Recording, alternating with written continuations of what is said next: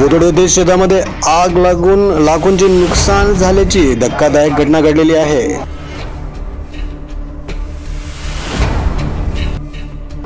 बोदोड येथील शेतकरी गजानन रघुनाथ माडी यांच्या बोदोड सोनोटी शिवार गट नंबर 88 मधील शेतात आग लागून 1.5 क्षेत्रात सुमारे 610 आंब्याच्या झाडांची लागवड संपूर्ण आंब्याची झाडे ठिबक व पाईपलाईन जळून खाक झालेली आहे।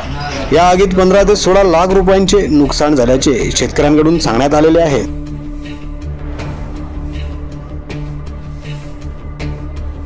सदर आग लागल्याने शेतकऱ्याचे मोठे नुकसान झालेले असून शेतकरी हवालदिल झालेला आहे। तसेच शासनाने त्वरित पंचनामा करीत मदत मिळावी याबाबतची मागणी शेतकरी गजानन माडी यांनी केलेली आहे।